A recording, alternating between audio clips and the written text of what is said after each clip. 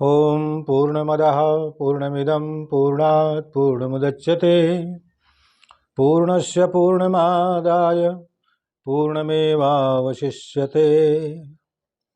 करारविन्देन पदारविन्दं मुखारविन्दे विनिवेशयन्तं बटस्य पत्रस्य पुटे शयानं बालं मुकुन्दं मनसा स्मरामि। जय श्री राधे मित्रों, मैं सुभाष चंद्र शास्त्री आप सभी का YouTube चैनल पर बहुत बहुत स्वागत करता हूं। मित्रों, भगवान पिछले अध्यायों में अपने घनिष्ठ मित्र अर्जुन को संसार के शोक सागर से उबारने के उद्देश्य से आत्मा के स्वरूप का वर्णन किया और आत्म साक्षात्कार के जिस मार्ग की संस्तुति की है वह बुद्ध योग या कृष्ण भावनामृत स्वरूप है। कभी कभी कृष्ण भावनामृत को भूल जाने से जड़ता आ जाती है और कभी कभी ऐसी भ्रांति वाला मनुष्य भगवान कृष्ण के नाम जप द्वारा पूर्णतया कृष्ण भावना भावित होने के कारण एकांत स्थान में चला जाता है, एकांतता को प्राप्त कर लेता है। मित्रों, अब अर्जुन पुनः भगवान से प्रश्न करते हैं कि जायसी चेत कर्मणस्ते मतः बुद्धिर्जनार्दन तत्किं कर्माणि घोरे मां नियोजयसि माधव तत्किं कर्मणि घोरे मां नियोजयसि केशव। हे प्रभु, आपने अभी पहले बुद्ध को काम सकाम निष्काम के विषय में हमको समझाया और आत्मस्वरूप का विशद वर्णन किया और आपने बुद्धि को सकाम कर्म श्रेष्ठ से सकाम कर्म से बुद्धि को आपने श्रेष्ठ समझा है और वही हमसे बताया। फिर आप हमें युद्ध रूपी कर्म में क्यों लगाना चाहते हैं?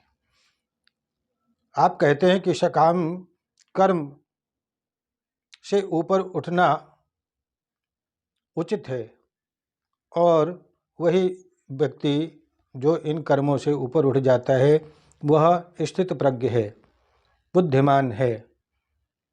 तो फिर आप हमें कर्म में क्यों प्रवृत्त करना चाहते हैं, युद्ध में क्यों हमें लगाना चाहते हैं? भगवान से इस प्रकार अर्जुन ने पूछा, विश्वामिश्रेणेव वाक्येन बुद्धिं मोहयसीव मे तदेकं वद निश्चित्य येन श्रेयोहमाप्नुयाम्। प्रभु, जो आपने मुझसे जो कुछ शब्द कहे हैं वह उनके अनेक तात्पर्य होते हैं और उन सभी तात्पर्यों को मैं भली भांति न समझ करके और भ्रमित हो रहा हूँ। इसलिए निश्चय पूर्वक आप हमें बताइए कि सर्वाधिक श्रेयस्कर हमारे लिए कौन सा काम है। तो भगवान कहते हैं कि लोकेस्मिन् द्विविधा निष्ठा पुरा प्रोक्ता मया नघ ज्ञान योगेन सांख्यानां कर्म योगेन योगिनाम। अर्थात हे अर्जुन, हे निष्पाप, हे कुंती पुत्र, मैं पहले ही बता चुका हूँ कि आत्मा का साक्षात्कार करने वाले दो प्रकार के पुरुष होते हैं। कुछ इसे ज्ञान योग द्वारा समझने का प्रयत्न करते हैं तो कुछ भक्तिमय सेवा के द्वारा।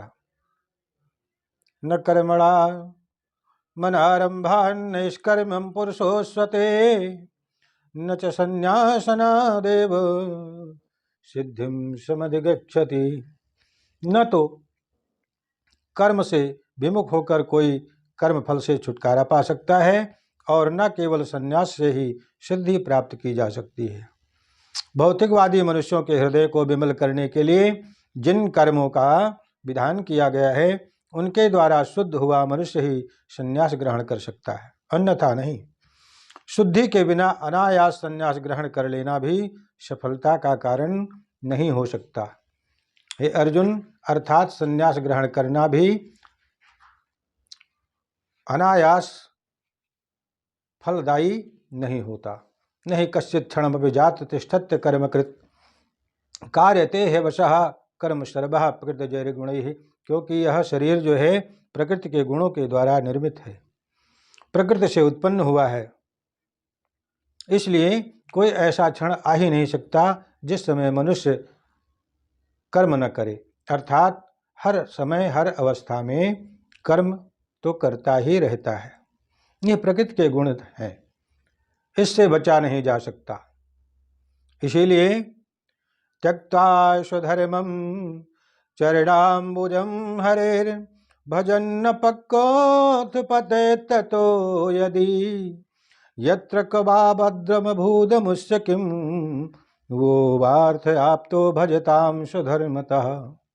श्रीमद् भागवत में बताया गया है कि यदि कोई कृष्ण भावना को अंगीकार कर लेता है तो भले ही वो शास्त्र के द्वारा अनुमोदित कर्मों को न करे अथवा ठीक से भक्ति न करे और वह चाहे पतित भी हो जाए तो भी इसमें उसकी हानि या बुराई नहीं होगी।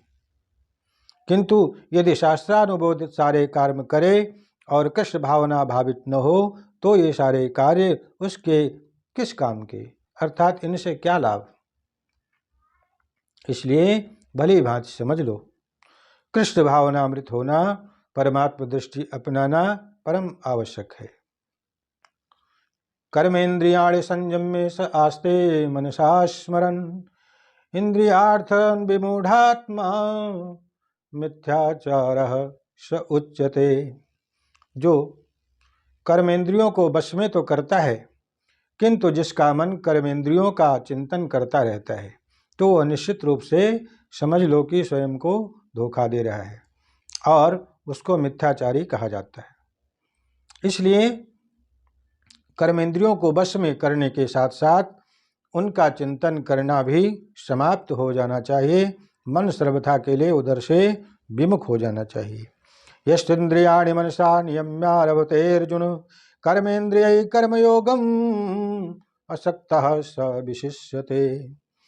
दूसरी ओर यदि कोई निष्ठावान व्यक्ति अपने मन के द्वारा कर्मेंद्रियों को वश में करने का प्रयत्न करता है और बिना किसी आसक्ति के कर्मयोग अर्थात कृष्ण भावनामृत में बहता हुआ वो कर्म को करता है तो वह अति उत्कृष्ट है, अर्थात अति उत्तम है। जो व्यक्ति प्रभु की भावना में भावित नहीं है और निष्ठावान नहीं है, कर्मेंद्रियों को बस में करने का प्रयत्न तो करता है लेकिन बार बार उन्हीं की तरफ मुखरित होता रहता है, उसको लंपट कहा गया है।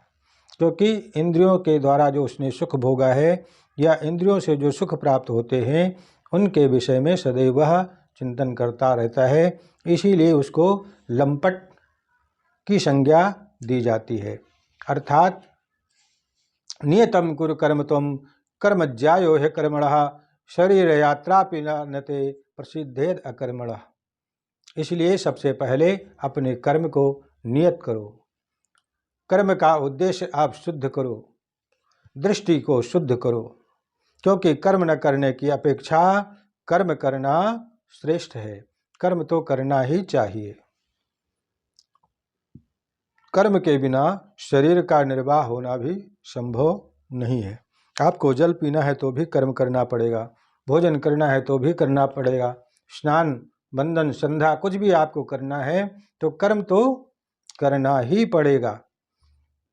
लेकिन उस कर्म को आपको नियत करना है। सह प्रज्ञा प्रजाशिष्टा पुरोवाच प्रजापति अनेन प्रसविष्यध्वम एष वोत्तिष्ठ कामधुक्। हे अर्जुन, भगवान का स्वरूप यज्ञ माना गया है, इसलिए विष्णु के निमित्त परमात्मा के निमित्त यज्ञ करना चाहिए।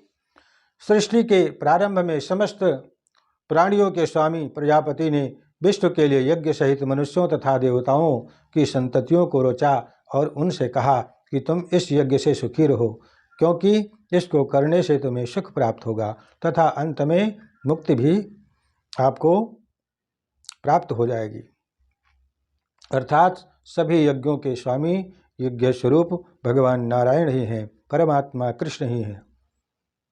श्रीमद्भागवत में आया है कि श्रियः पतिर्यज्ञपतिः प्रजापतिर धियां पतिर्लोकपतिर्धरापतिः पतिर्गतिश्चान्धक विष्णुसात्वतां प्रसीदतां मे भगवान सतां पतिः प्रसीदतां मे भगवान सतां पतिः। प्रजापति तो भगवान विष्णु हैं और वे समस्त प्राणियों के, समस्त लोकों के तथा सुंदरता के स्वामी हैं, सुंदरता के भी पति हैं और हर एक के त्राता हैं। भगवान ने इस भौतिक जगत को इसलिए रचा कि बद्ध जीव यह सीख सके कि वह विष्णु को प्रसन्न करने के लिए किस प्रकार यज्ञ करें, जिससे वह जगत में चिंता रहित होकर के विचरण कर सकें, निर्वाह कर सके। देवान् भावयतानेन ते देवा भावयन्ति वः परस्परं भावयन्तः श्रेयः परमवाप्स्यथ परस्परं भावयन्तः श्रेयः परमवाप्स्यथ।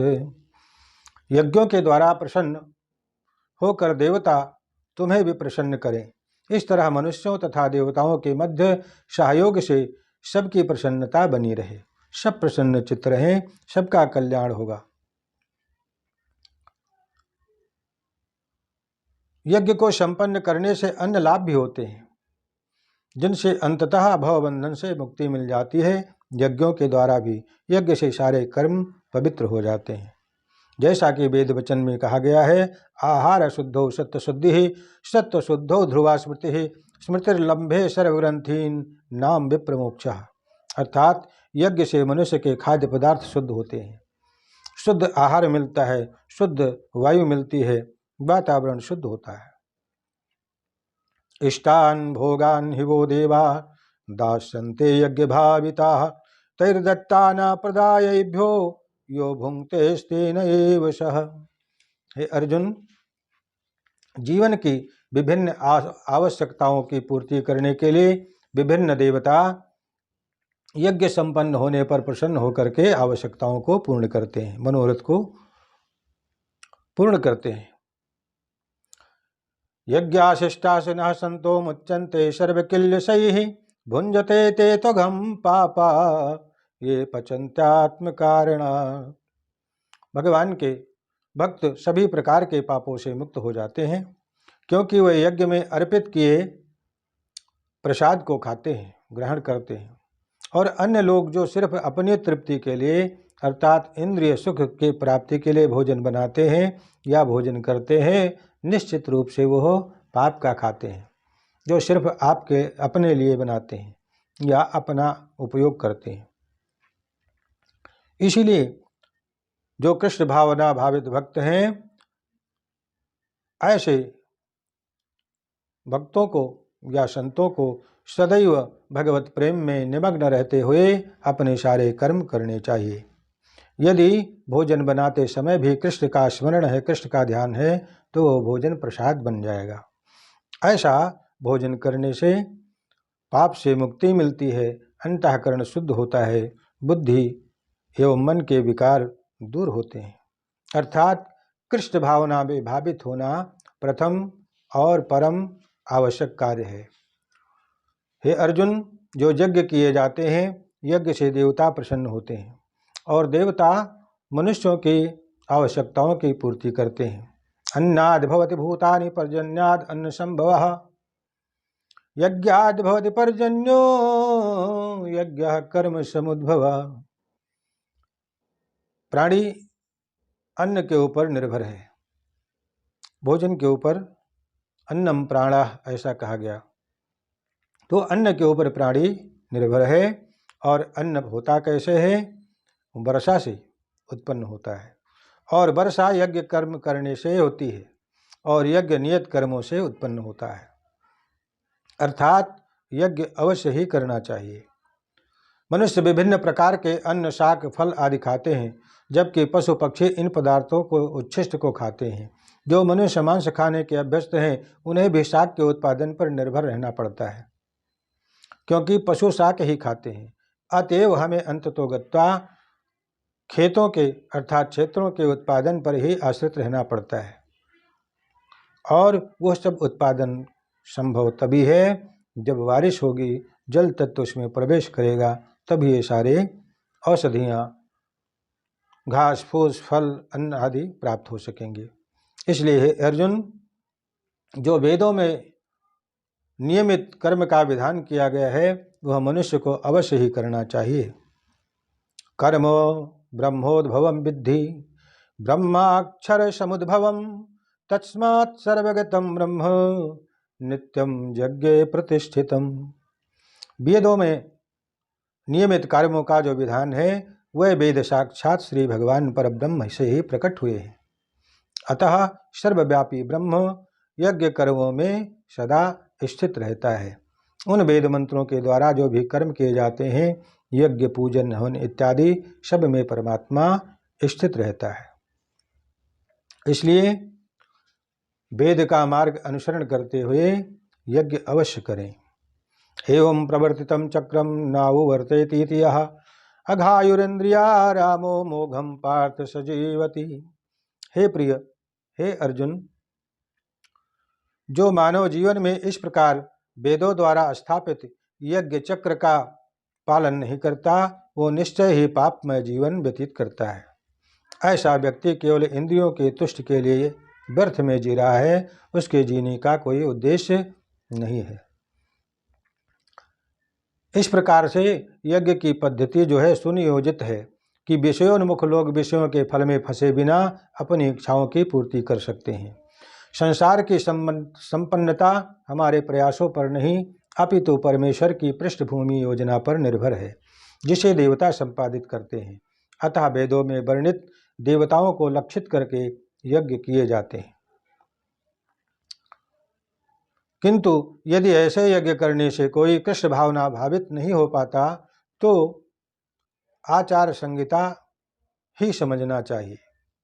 अतः मनुष्यों की चाहिए कि आचार संहिता तक ही अपनी प्रगति को सीमित न रखें, बल्कि उसे पार करके कृष्ण भावना को व्याप्त हो जाएं, प्राप्त हो जाएं। यत्सात्मरतिरेव स्याद् आत्मतृप्तस्य मानवः आत्मन्येव च संतुष्टस्तस्य कार्यं न विद्यते। जो आत्मा में ही आनंद लेता है तथा जिसका जीवन आत्म साक्षात्कार से युक्त है, जो अपने में ही पूर्णतया संतुष्ट रहता है, उसके लिए कुछ करणीय कर्तव्य नहीं रहता। जो आत्म में स्थित हो गया, आत्मा में ही संतुष्ट है, वो कुछ करे चाहे न करे, उसको अंदर ही अंदर आनंद मिलता रहता है। नैव तस्य कृतेनार्थो न कृतेनेह कश्चन न चास्य सर्वभूतेषु कश्चिदर्थव्यपाश्रयः। हे अर्जुन, स्वरूप सिद्धि व्यक्ति के लिए न तो अपने नियत कर्मों को करने की आवश्यकता रह जाती है और न ऐसा कर्म करने के कोई कारण ही बचता है, अर्थात उसे किसी प्रकार के कर्म की आवश्यकता नहीं रह जाती, जो आत्म में स्थित हो जाता है, जिसके स्वरूप की सिद्धि हो जाती है, अर्थात तत्व का जो अनुभव कर लेता है। तस्मादसक्तः सततं कार्यं कर्म समाचरन् अशक्तो ह्याचरन् कर्म परमाप्नोति पुरुषः। अतः कर्म फल में आसक्त हुए बिना मनुष्य को अपना कर्तव्य समझ करके निरंतर कर्म करते रहना चाहिए। एक पल भी कर्म से विमुख होना नहीं चाहिए। कर्मणैव हि संसिद्धिम् आश्रिता जनकादयः लोक संग्रह में वापी संपश्यन् कर्तुमर्हसि। अरे जनक जैसे बड़े बड़े राजा लोग केवल नियत कर्मों को करने से ही प्रबुद्ध सिद्ध को प्राप्त कर ली। अतः सामान्य जनों को शिक्षित करने की दृष्टि से तुम्हें भी अपना कर्म निभाना है, करना है।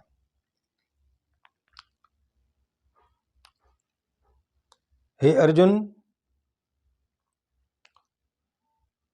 कुरुक्षेत्र के पूर्व युद्ध निवारण के लिए भगवान ने सारे प्रयास किए, किंतु दूसरा पक्ष लड़ने पर तुला था।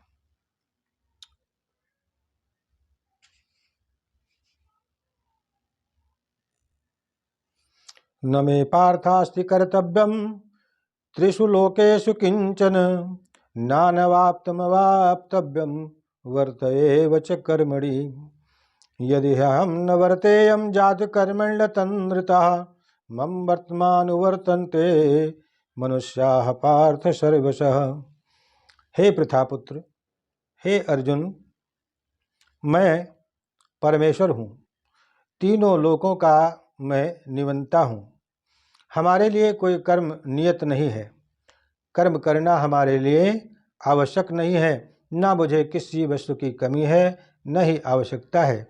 फिर भी नियत कर्म करने में मैं सदैव लगा रहता हूँ, क्योंकि यदि मैं नियत कर्मों को सावधानी पूर्वक न करूं तो हे पार्थ, यह निश्चित है कि सारे मनुष्य हमारे पथ का ही अनुगमन करेंगे।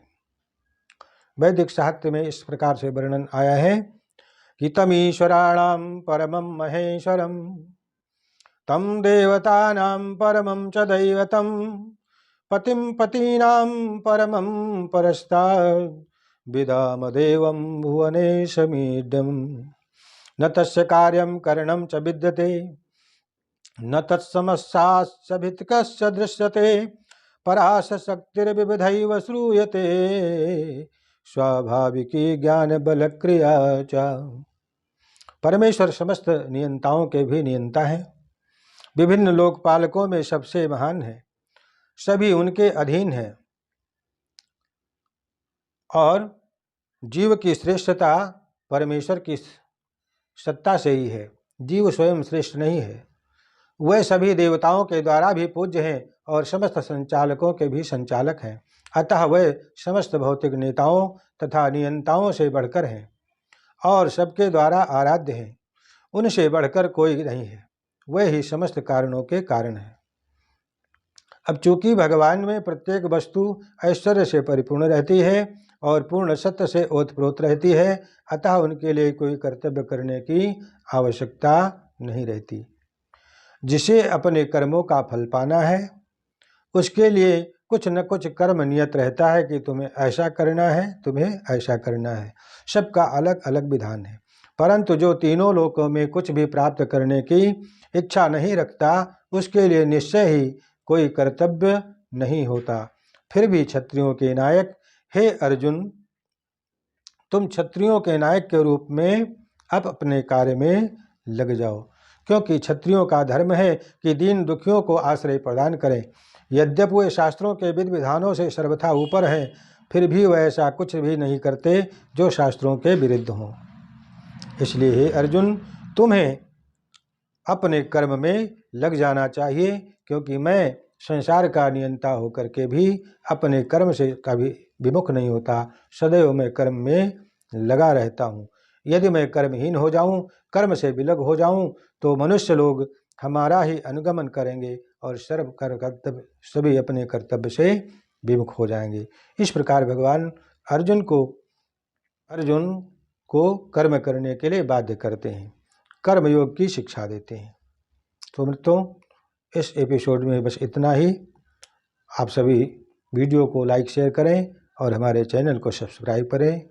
जय श्री राधे।